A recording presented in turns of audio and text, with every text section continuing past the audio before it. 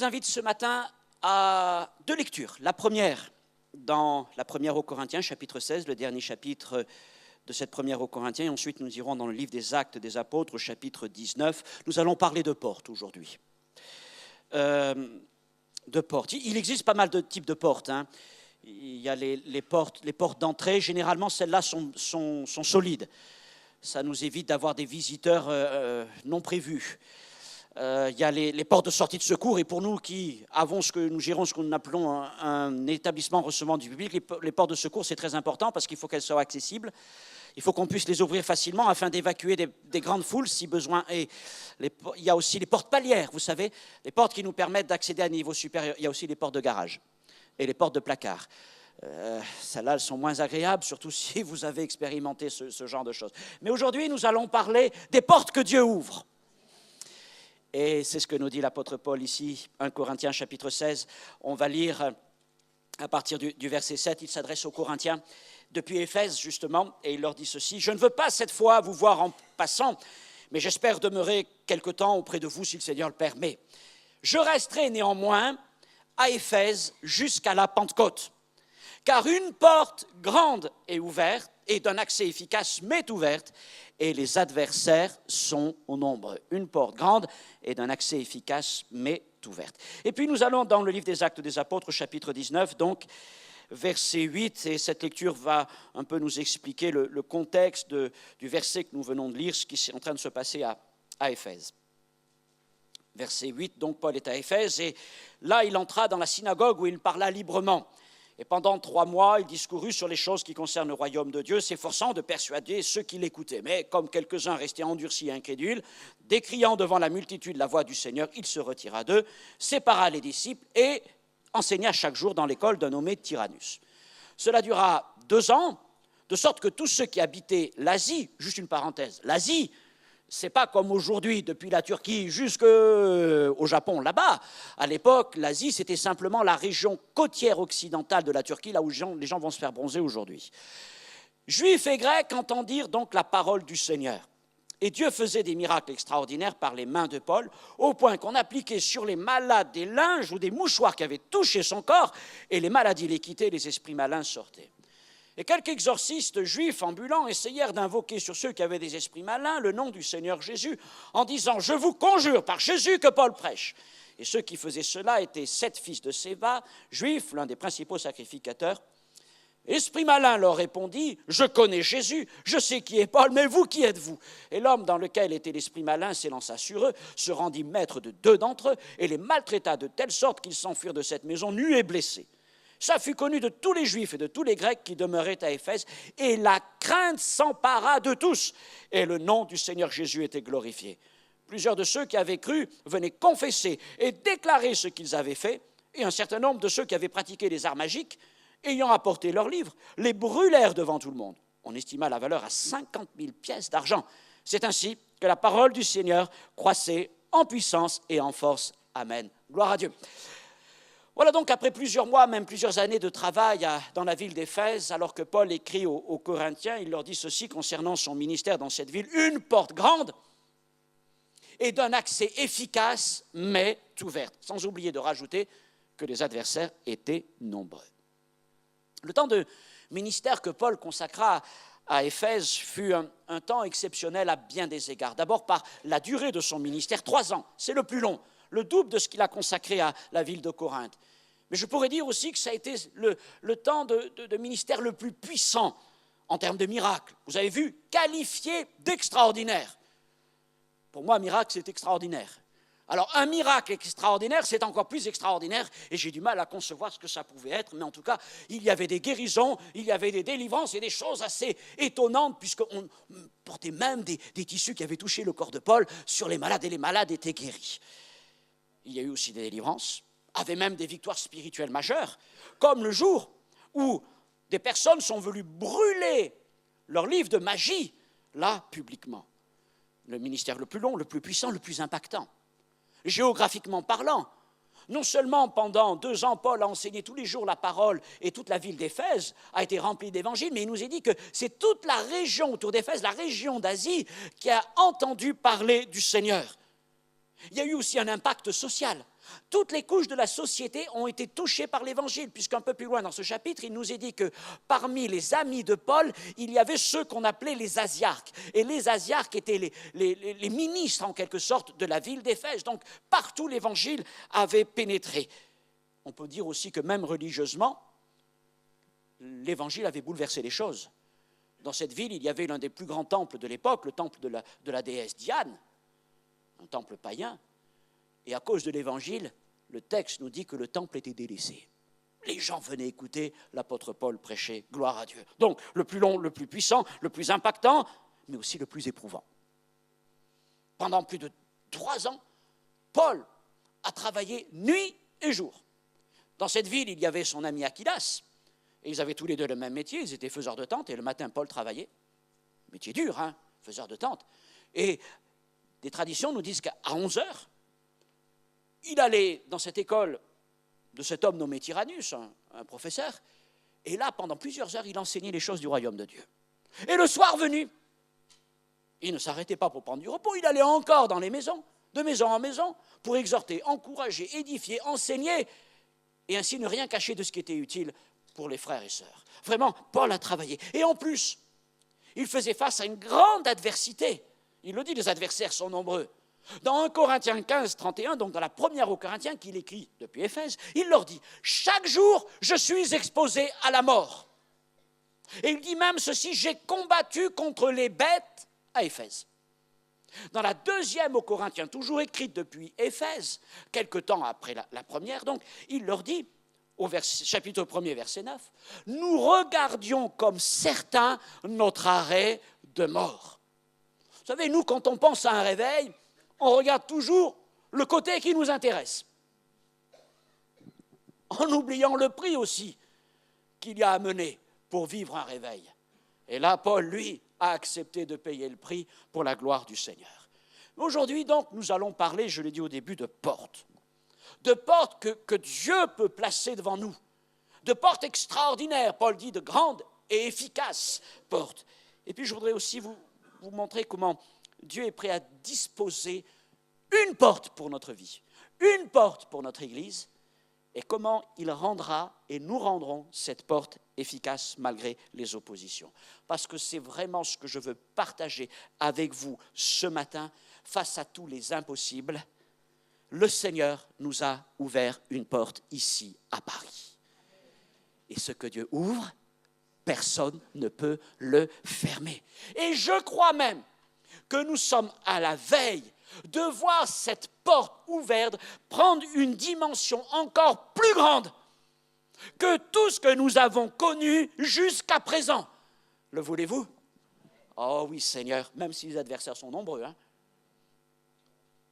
2 types de portes dont je voudrais parler, des portes que Dieu peut nous donner. La première, c'est une porte d'espérance. Osée, chapitre 2, verset 17, le Seigneur dit « Je lui donnerai une porte d'espérance ». Il est question ici de Dieu qui donne une porte à Israël, alors qu'Israël est dans un temps de lamentation, un temps d'affliction, de tourment. Ça s'appelle la vallée d'Achor, la vallée des larmes. Et Dieu dit, mais là au sein de cette vallée, je viendrai placer une porte. J'y reviendrai tout à l'heure, mais je le dis déjà, c'est Dieu qui donne une porte. Ce n'est pas l'homme qui fabrique une porte. C'est Dieu qui donne une porte, c'est une initiative divine. Et je veux dire aussi que Dieu peut placer une porte dans les endroits les plus serrés, les plus sombres, les plus tristes de notre vie. Et face à tous les obstacles, toutes les détresses qui se dressent devant nous, nous devons croire que Dieu est capable de placer une porte là où il n'y a aucun moyen de sortie ou d'avancer, mais que Dieu est aussi capable de percer des portes dans les murailles les plus épaisses. Bien plus, quand Dieu place une porte, c'est toujours une porte d'espérance dont il s'agit. Autrement dit, quand Dieu donne une porte, il y associe toujours une dimension de promesse. Les portes que Dieu donne ne débouchent jamais sur des placards. Et Dieu est prêt à placer devant nous une porte qu'il nous appelle à franchir en vue de choses meilleures. une porte d'espérance, mais aussi une porte d'autorité. Avez-vous déjà visité quelques villes fortifiées en France? Provins, Guérande, Carcassonne et d'autres encore. Et vous savez donc qu'il y avait ces portes massives. Et c'était des lieux stratégiques. Parce qu'à l'époque, on ne rentrait pas comme on voulait dans les villes, elles n'étaient pas ouvertes, il y avait des murailles. Et les portes contrôlaient les entrées et les sorties des populations. Les portes aussi étaient des lieux de commerce, donc de création de richesses.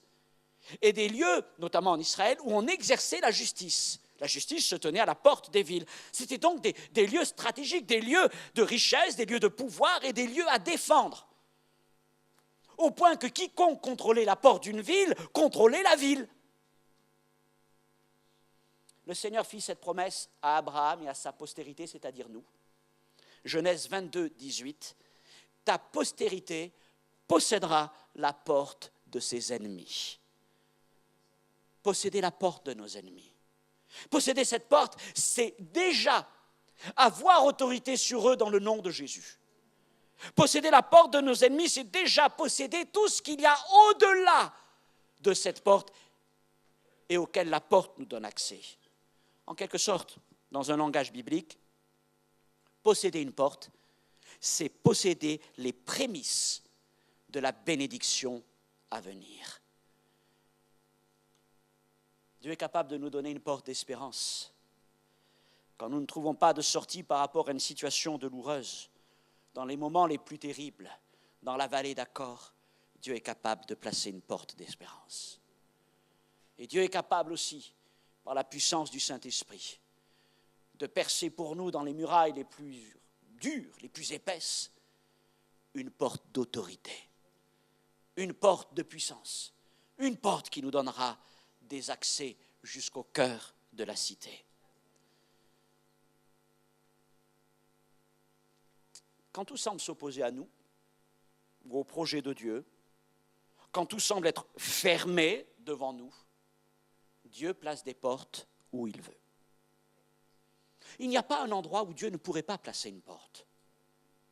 La ville d'Éphèse semblait inaccessible. Éphèse était une grande ville. Certains historiens disent qu'elle était la seconde ville de l'Empire romain. En taille, plusieurs centaines de milliers de personnes l'habitaient. C'était un port. C'était une zone de commerce, c'était un centre politique, c'était un centre culturel, c'était aussi un centre religieux très important, puisqu'il y avait là le plus grand bâtiment de l'époque, le temple de Diane, une des 7 merveilles de l'Antiquité. Mais ce temple était un lieu d'idolâtrie, notamment marqué par la sorcellerie. Les grimoires d'Éphèse étaient très connus à l'époque. Et c'était aussi un culte marqué par l'immoralité et les prostituées sacrées. Donc régnait sur cette ville d'Éphèse une atmosphère spirituelle des plus repoussantes. C'était le paganisme à son paroxysme. L'idolâtrie, la sorcellerie, l'immoralité, l'argent, etc., etc. Est-ce que ça empêchait Dieu d'ouvrir une porte? Il n'y a rien qui puisse empêcher le Seigneur d'accomplir ce qu'il veut accomplir. Il n'y a pas un endroit où le Seigneur, s'il le décide, ne pourrait ouvrir une porte. Dieu a ouvert une porte à Éphèse pour l'apôtre Paul. Une porte grande et efficace. Et ce qui m'encourage, c'est aussi de me dire que le Seigneur peut ouvrir une porte à Paris. Seigneur, cette ville est fermée à l'Évangile, hostile à l'Évangile, tant d'immoralité, tant, Seigneur mon Dieu, d'incrédulité. Seigneur, c'est un temps où les gens se sont détournés de toi. Mais Dieu est capable d'ouvrir des portes. Et pas des petites portes, mais des grandes portes. Et des portes qui donnent un accès puissant à la ville qui est devant nous. Je voudrais vous faire noter maintenant ce point. Pas simplement Dieu place des portes, mais Dieu veut placer une porte ouverte devant nous. Paul demandait aux chrétiens de prier pour que Dieu ouvre une porte devant lui pour prêcher l'évangile. Colossiens 4.3, il est dit, priez en même temps que Dieu pour nous, afin que Dieu nous ouvre une porte pour la parole, en sorte que je puisse annoncer le mystère de Christ. Je pense qu'il avait raison de demander que Dieu ouvre une porte. Je préfère que le Seigneur nous ouvre une porte que de nous retrouver face à plusieurs portes. Au moins, quand il y a une porte, c'est vrai que les choses sont claires. Et nous l'avons lu dans le texte des Corinthiens, il dit, le Seigneur, il m'est ouvert une porte grande et efficace. Dans l'Apocalypse, au chapitre 3, verset 8, Jésus parle à l'église de Philadelphie. Il lui dit, j'ai mis devant toi une porte ouverte que personne ne peut fermer. Deux choses sur tout ce que je viens de dire. La première, c'est que par moment, on peut s'interroger, Seigneur, quelle porte je vais prendre? Parce qu'on aimerait bien qu'il n'y ait qu'une porte, mais des fois, il y a plusieurs portes et on ne sait pas trop laquelle il faut prendre pour suivre la volonté du Seigneur, parce que c'est notre désir. Alors, Jésus nous dit, j'ai mis devant toi une porte ouverte. C'est bon de savoir que la porte que le Seigneur place devant nous, c'est une porte ouverte. Et deux choses. D'abord, il ne s'agit de pas la rater, évidemment, pas passer à côté. Comment savoir que la porte que Jésus a mis, que je vais prendre, vraiment c'est la porte que Jésus a mis, c'est la bonne? Généralement, la porte que Dieu place devant nous, c'est celle à laquelle on n'avait pas pensé. Ça, c'est quelque chose de presque systématique. Nous, on pense à quelque chose, mais ce que nous pensons est très limité. Mais généralement, la direction que Dieu donne est tout autre. Parce que Dieu, lui, voit les choses de plus haut, avec une autre dimension de vision, mais aussi avec une autre dimension de foi et d'avenir. Alors, il vaut mieux chercher, non pas ce que je désire, mais ce que Dieu cherche. Seigneur, vers où veux-tu m'amener? Et puis, je le dis, c'est aussi une porte que Dieu ouvre. Jésus dit, j'ai mis devant toi une porte ouverte. Quand Dieu place une porte devant nous, ce n'est pas simplement une porte fermée. Seigneur, tu as oublié de me donner les clés. Non. Quand Dieu met une porte, elle est ouverte. Autrement dit, nous n'avons pas à devoir pousser la porte. Seigneur, c'est dur pour y rentrer. Hein. C'est sûr que c'est là que tu veux. Non. Si vous devez pousser, sachez que ce n'est pas la volonté du Seigneur. Nous n'avons pas non plus à la forcer, ni même à l'enfoncer. Nous avons à la franchir parce qu'elle est ouverte. L'apôtre Paul était très motivé, très zélé, évidemment, pour la prédication de l'évangile parmi les nations. Certainement, dans ce cœur, il y avait tellement d'idées. Je pourrais aller prêcher l'évangile dans cette ville, dans cette région, dans ce pays, auprès de cette nation qui n'a jamais entendu parler du Seigneur. Mais Paul avait appris qu'il devait d'abord se tenir dans la prière et attendre une direction de Dieu, une porte qui s'ouvre pour lui. Il avait appris qu'il ne fallait surtout pas forcer les choses, forcer une direction, forcer une porte. Parce que faire cela, c'était s'exposer à se retrouver tout seul, sans la couverture du Saint-Esprit, au-delà. Et il n'est pas le seul à l'avoir appris, n'est-ce pas? Et nous disons, Seigneur, vaut mieux savoir attendre que de vouloir aller trop vite, taper dans la porte, pour ensuite se retrouver tout seul. Seigneur, viens me secourir. Oh, Dieu est capable de le faire, mais ça nous éviterait beaucoup de soucis que de savoir attendre que Dieu ouvre la porte. Et ça m'amène justement à parler maintenant de ce troisième petit point. Dieu ouvre la porte, c'est lui qui ouvre la porte, et il ouvre la porte qu'il veut, quand il le veut. Si vous regardez dans Actes 16:6, nous sommes au début du deuxième voyage missionnaire de Paul, et Paul vient de faire la visite, la tournée des églises qu'il avait implantées lors du premier voyage avec Barnabas, les églises de Galatie. Maintenant, ayant fait cette visite pastorale, il se propose de nouveau à aller vers de nouvelles contrées pour y annoncer l'évangile. Alors, presque naturellement, il va se dire, je suis en Galatie, je vais aller dans la région d'à côté, la région d'Asie, la région de la grande ville d'Éphèse. C'est certainement là un très bon endroit pour y prêcher l'évangile, et c'est certain que c'était un très bon endroit pour y prêcher la parole. Alors, il se met en route avec Timothée, avec Silas, et puis voilà, le texte nous dit au verset 6 qu'il est empêché par le Saint-Esprit d'annoncer la parole dans l'Asie. Je ne sais pas ce qui a pu se passer, si c'est un événement naturel, si c'est un trouble dans son cœur. Bon, le texte ne nous dit pas. En tout cas, ce qui est clair, c'est que le verbe empêcher nous parle d'un refus ferme. Un refus de la part de Dieu. Soit que les circonstances ne le permettent pas, soit que dans son cœur il est troublé, mais en tout cas, ce qui est important, c'est que si un serviteur de Dieu doit savoir entendre les oui de Dieu, il doit encore plus savoir reconnaître les non du Seigneur. Et je vais même vous dire, il est plus important de reconnaître quand c'est le Saint-Esprit qui nous empêche d'entreprendre quelque chose ou d'aller quelque part que lorsque c'est Satan ou les hommes. Parce que lorsque Satan ou lorsque les hommes nous disent non, Dieu est capable de transformer ce non en oui. Mais si Dieu dit non, personne ne peut transformer le non de Dieu en oui de Dieu. Et pour l'apôtre Paul et pour ses deux compagnons, les semaines qui ont suivi n'ont pas dû être très amusantes. Parce qu'à l'époque, évidemment, ils voyageaient la plupart du temps à pied. Et les distances étaient donc multipliées. Et quand ils sont retrouvés là face à un nom du Seigneur par rapport à l'Asie, ils sont montés au nord, et puis au nord, la porte s'est fermée encore, ils n'ont pas pu y aller. Et pendant, j'imagine, ça a duré des jours, des semaines, à chercher une direction de Dieu. Une porte se ferme, on dit, bon, d'accord, ok, Seigneur, tu fermes une porte, mais quand c'est une deuxième, une troisième, on dit, mais qu'est-ce qui se passe, Seigneur, jusqu'à présent voilà, je suis ton serviteur, mon Dieu. Je vais là pour témoigner de toi, je vais là pour ta gloire, pour ton nom, et tu me dis non à chaque fois. Mais qu'est-ce qui se passe, Seigneur? Et ça peut amener, vous le savez, quand Dieu nous dit des noms comme ça au fur et à mesure, amener la perplexité, parfois la déception, l'incompréhension, voire même le doute.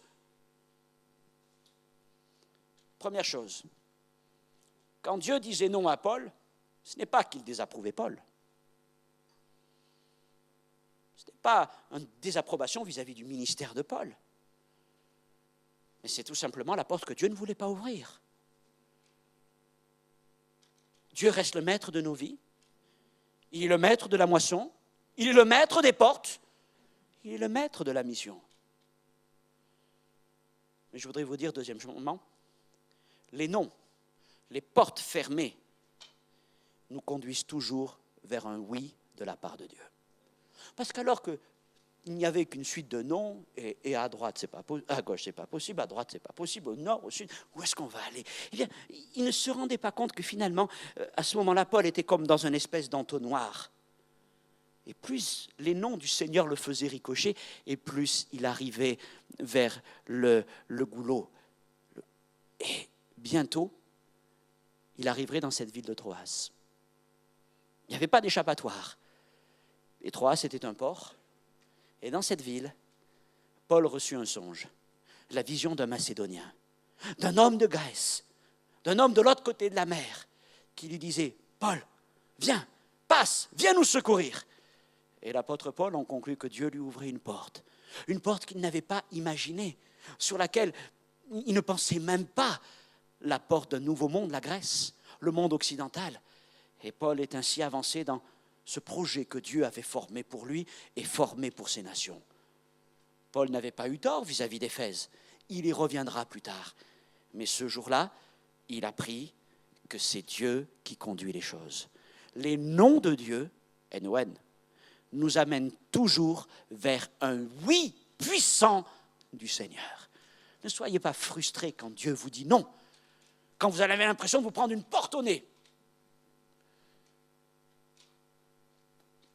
Les hommes claquent des portes au nez. Mais quand une porte est fermée par Dieu, sachez que quelque part, il y en a une ouverte qui vous attend. Alors trop souvent, nous voulons imposer à Dieu l'endroit ou le temps où il doit placer ou ouvrir une porte. Seigneur, voilà la bénédiction que je veux. Et il me semble que cette porte, ce moyen, c'est parfait pour l'atteindre. Ou alors nous disons, Seigneur, ça serait pas mal que ça se passe maintenant. Qu'en penses-tu? Seulement, Dieu place la porte qu'il veut, devant nous, et l'ouvre autant qu'il veut. Je voudrais maintenant parler de trois caractéristiques de la porte que Dieu a ouverte à Paul, et que je crois qu'il ouvre aussi devant chacun d'entre nous. Quand Dieu ouvre une porte, premièrement, il l'ouvre en grand, pour que nous puissions la franchir franchement des deux pieds. Dieu n'entrebâille pas les portes. Ah Seigneur, c'est à peine ouvert, j'ai mis un pied, mais j'ai du mal à avancer. Écoutez, avec Jésus, c'est oui ou c'est non. C'est pas oui, non. Soit la porte est ouverte, soit la porte est fermée. Mais la porte n'est pas entrebâillée avec Jésus. Ah, ça ne veut pas dire qu'au début, elle est forcément, je vais y venir, grande. Elle peut être étroite de passage. D'ailleurs, la porte du salut est étroite de passage. Mais étroit ne veut pas dire entrebâillé.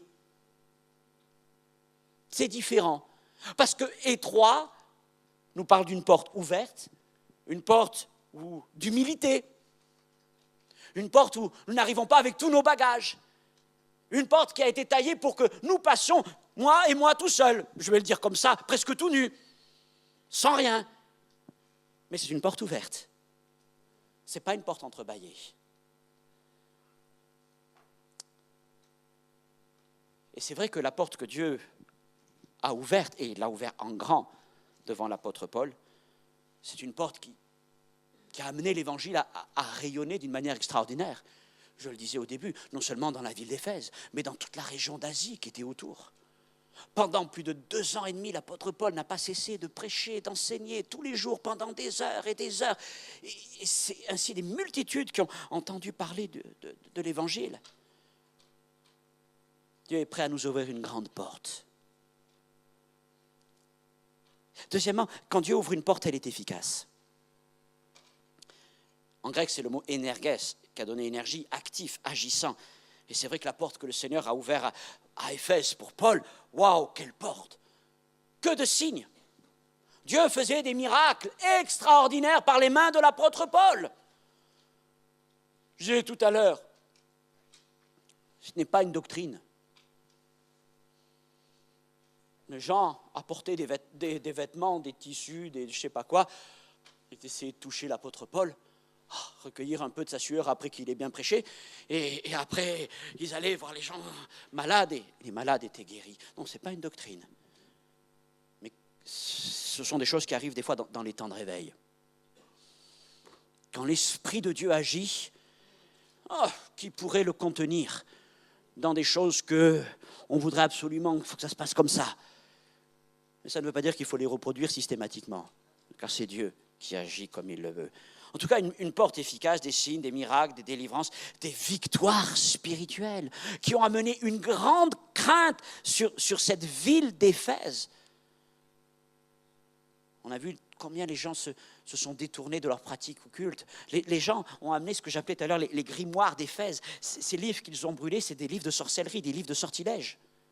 Et ils ont brûlé cela, une valeur de 50 000 pièces d'argent, autrement dit 50 000 journées de travail. Brûlés comme ça. Parce que maintenant, il n'y avait qu'un livre qui comptait, c'était la parole de Dieu. On a parlé aussi de cet impact social, de cet impact politique, religieux, économique. Vous savez que dans le texte d'Acte 19, après, il y a un certain Démétrius qui était le leader de la corporation, du syndicat des orfèvres d'Éphèse, qui était réputé pour fabriquer localement et non pas en Chine des répliques en argent du temple de Diane. Mais depuis que plus personne ne voulait aller au temple de Diane, mais aller à l'école de Tyrannus pour entendre l'évangile, ils ne vendaient plus de temple. Et ces messieurs étaient fortement mécontents de ça, au point de créer une sédition, un trouble. Quand l'évangile agit dans une ville, il y a tout qui bouge. Politiquement, religieusement, économiquement, socialement, culturellement. C'est la puissance de la parole de Dieu. Troisième chose, quand Dieu ouvre une porte, il l'ouvre pour moi. Paul dit, une porte m'est ouverte. À moi, à toi, à nous. Jésus dit, j'ai mis devant toi, parlant à l'église de Philadelphie, devant toi une porte ouverte. Autrement dit, c'est une porte qui nous est personnelle. C'est ma porte. Ce n'est pas la tienne, c'est la mienne. Mais ça ne veut pas dire que toi, tu en as une. Tu n'en as pas une, pardon. Tu en as une et ce n'est pas la mienne. Tu as la tienne, j'ai la mienne, nous avons la nôtre. Et vous savez quoi, cette porte, elle est adaptée à nous. Selon notre appel, selon nos capacités, selon la mission que Christ nous confie, selon la manière dont il veut nous bénir, Dieu nous donne une porte. Elle est donc unique.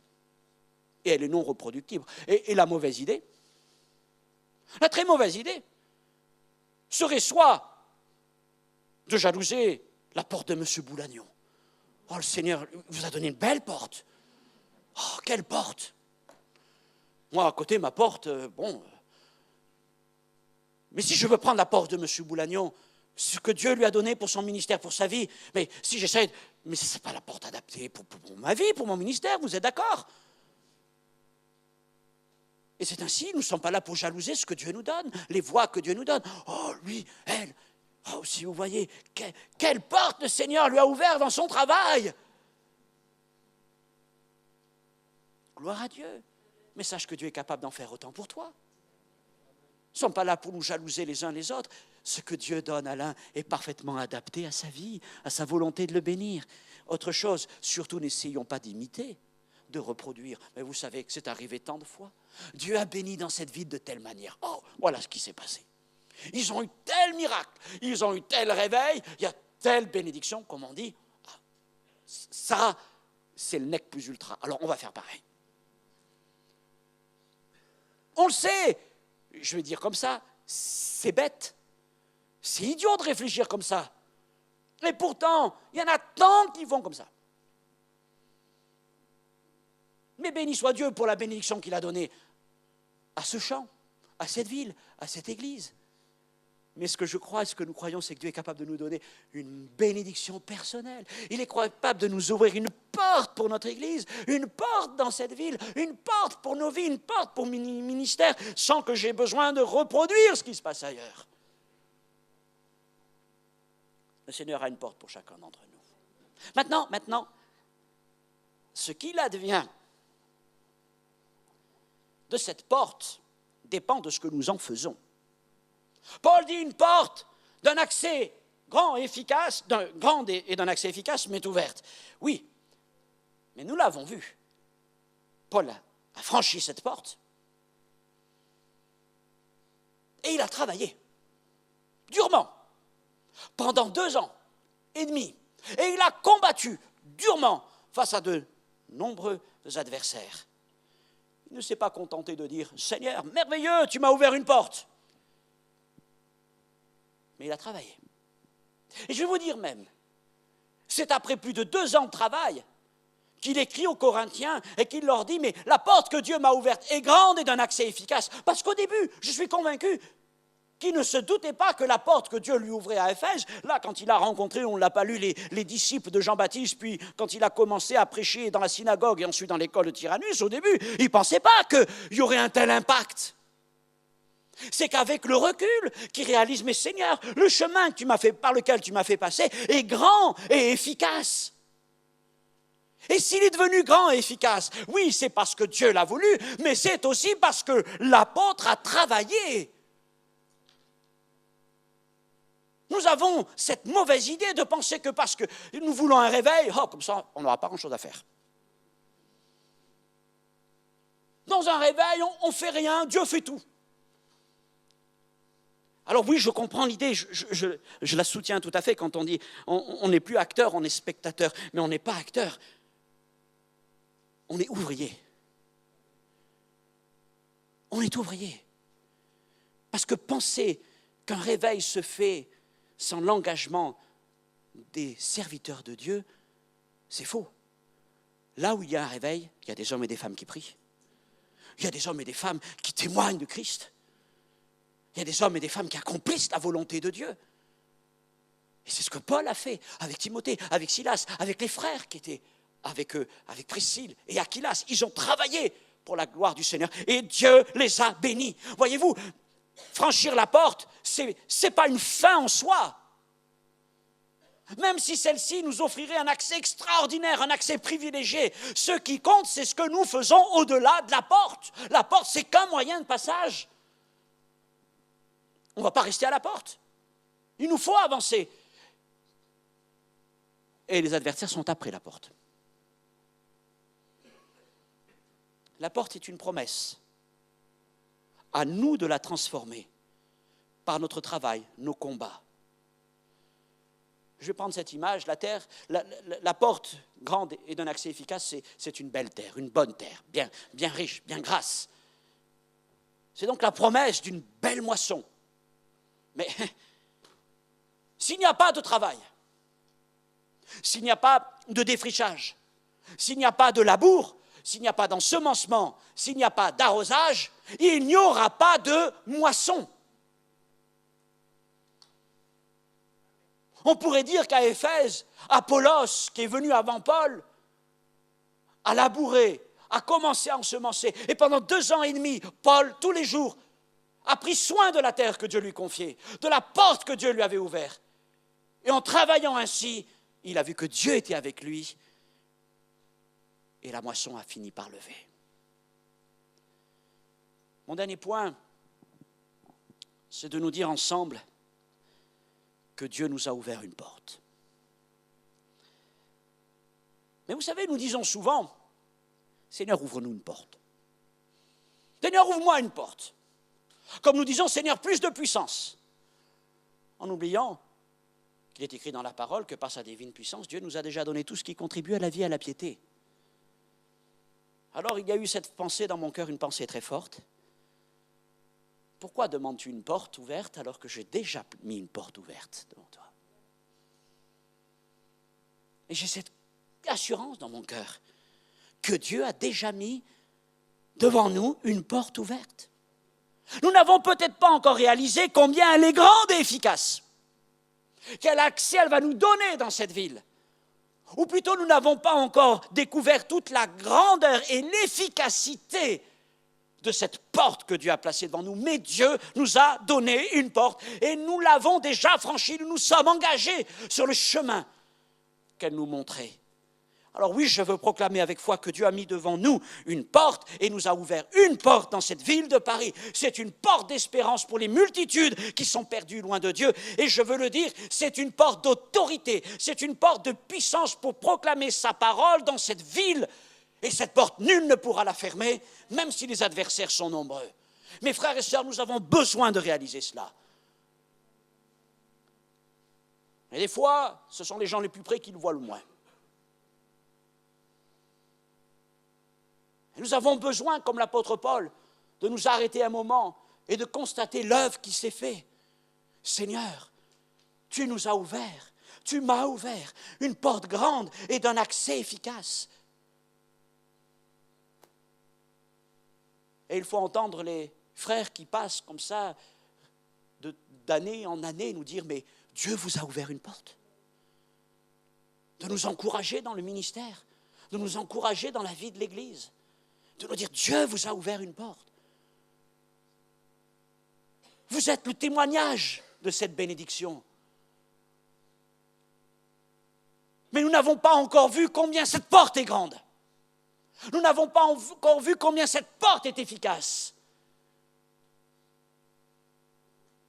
Et je crois que nous allons le découvrir dans les temps à venir d'une manière extraordinaire. Dieu a mis devant nous une porte qui appartient qu'à nous. Elle nous est propre, elle est unique. Aucune autre lui ressemble.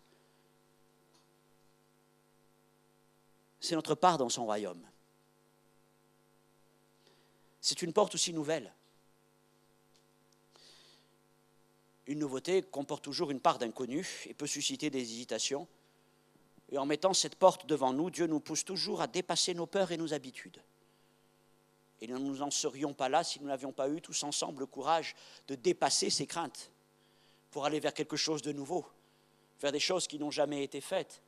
Et je vais vous dire que nous n'avons pas fini d'aller vers des choses encore nouvelles, vers des choses qui n'ont jamais été faites, que nous allons encore devoir dépasser nos habitudes, que nous allons encore devoir dépasser nos craintes, nos peurs. On pourrait dire, mais Seigneur, c'est bien ce que le pasteur dit, grande porte, oui, mais nous, regarde, c'est une porte étroite. Hein. D'ailleurs, c'est souvent la réflexion qu'on peut se faire quand on arrive dans ce bâtiment, mais il est vraiment étroit. Étroit en apparence. Du coup, on pourrait presque la manquer ou alors la mépriser, la trouver faible, surtout face à l'étendue du champ. Mais je vais vous dire, en persévérant, en travaillant, en combattant, Dieu va nous montrer combien cette porte est grande. Bien plus grande que les quelques portes qui sont à l'entrée là. Il va nous montrer que la porte qu'il a dressée pour nous, elle dépasse ce que nous voyons. C'est une porte spirituelle. Que Dieu nous ouvre les yeux sur cette porte. C'est une porte de feu. C'est une porte qui a été fabriquée par le Saint-Esprit. Ouvre mes yeux, Seigneur, je veux voir cette porte. Je veux voir cette porte dans toute sa puissance. pour réaliser, Seigneur, qu'avec une telle porte devant nous, au-dessus de nous, mais Seigneur, nous allons aller loin. Nous allons aller loin. Et peu importe alors les adversaires, leur arrogance, leur puissance, la porte que mon Dieu a dressée pour nous est plus importante encore que celle qui se trouve sur la place de l'Étoile ou les anciennes portes de Paris. La porte de mon Dieu domine tout dans cette ville. Elle est large pour accueillir tout le monde. Elle est puissante, plus haute que tous les édifices qu'on pourrait imaginer. Elle nous donne un accès puissant dans cette ville. Parmi les hommes, de toute classe sociale, de tout milieu, Dieu nous ouvrira des portes, nous amènera plus loin. Je voudrais vous dire aussi que c'est une porte, comme Jacob le dit, Seigneur, c'est ici la porte du ciel. Et la porte que Dieu nous donne, cette grande porte de feu, c'est une porte qui a une connexion directe avec le ciel, avec le Saint-Esprit. Et nous allons voir les anges descendre et monter. Et nous allons voir, parce que c'est ce que nous désirons, les miracles de Dieu. Nous voulons voir les signes, les miracles, les prodiges, la puissance du Saint-Esprit. Nous voulons, Seigneur, comme il est écrit dans ce texte, que la crainte de Dieu descende, afin que ceux qui pénètrent dans l'assemblée soient saisis dans leur cœur avant même qu'une seule parole n'ait été dite. Nous voulons que les pensées des cœurs soient révélées par quelques paroles prophétiques, non pour juger, condamner, mais pour sauver. Cette porte nous donnera aussi un accès puissant contre le monde spirituel. C'est une porte d'autorité que Dieu a placée devant nous. C'est une porte qui annonce une moisson abondante. Aujourd'hui, ce que nous sommes, ce que nous avons vécu, ce n'est que les prémices de tout ce qui est devant nous, de tout ce que le Seigneur tient en réserve devant nous. Mais je vous le dis, il faudra travailler, il faudra combattre, il faudra encore travailler plus dur, il faudra peut-être encore combattre plus dur parce que les ennemis et les adversaires seront encore plus redoutables et plus nombreux. Mais quand je regarde à cette porte que Dieu a ouverte pour nous, je me dis, si elle est là, c'est parce qu'elle témoigne de ta volonté de sauver une multitude d'hommes et de femmes dans cette ville. Alors, je veux finir en m'arrêtant sur cette parole de l'apôtre Paul dans 1 Corinthiens 16, verset 8. Quand il dit, Seigneur, il dit aux frères de Corinthe, oh, j'aimerais venir vous voir, mais plein de projets sont là devant moi, mais il leur dit, néanmoins, je veux rester à Éphèse jusqu'à la Pentecôte, car une porte grande et d'un accès efficace m'est ouverte, et les adversaires sont nombreux. Je veux rester. Je veux rester jusqu'à la Pentecôte. Je veux rester, Seigneur, dans cette vision. Je veux rester dans cette dynamique. Je veux rester dans cet engagement. Seigneur, je pourrais avoir plein de projets, plein de possibilités à côté. Mais maintenant que cette porte est ouverte, Seigneur, je veux aller jusqu'au bout. Je veux voir la gloire de Dieu.